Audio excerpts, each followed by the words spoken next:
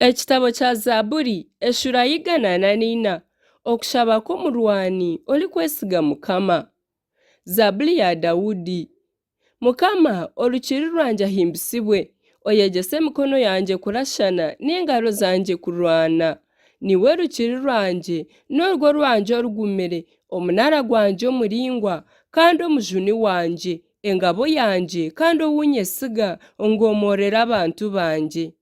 Omuntu ni kintu ki iwe kumwijuka, narisha omwana w'omuntu iwe kumuteekateekaho. Omuntu ni nk'omwisyo, ebiro bye ni nk'ekibunde kirikuhwaho. Ayi Mukama, inamya iguru ryawe oshuume, okore aha bibungo bicumba omwika. Yohereza emirabyo y'enkuba, obatataanise, orashe emyambi yawe obabingye. Gorra omukono gwawe nooyema ahaiguru, onjune onyihe omu maizi mingi omu mikono y'abanyamahanga. Akanwa kaabo kagamba ebitiine mugasho, n'omukono gwabo gwa buryo n'ogw'ebishuba. Ayi Ruhanga, naza kukweshongorera ekyeshongoro kisya, nyeshongore eby'okuhimbisa ninteera enanga y'emirya 10. Niwe oha abagabo obusinguzi, okakiza omwiru wawe Dawudi rurara erikwita kubi. Onjune onyihe omu mikono y'abanyamahanga, abo akanwa kaabo kagamba ebitiine mugasho n'omukono gwabo gwa buryo gukaba ogw'ebishuba. Okushaba Ruhanga emigisha y'omu maka.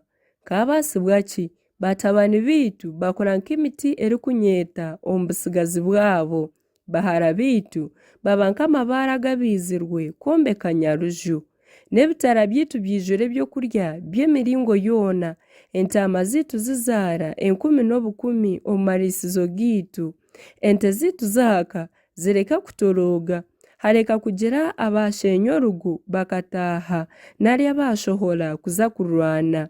N'obukwakuba okuborogyera omu bihandagazi byaitu.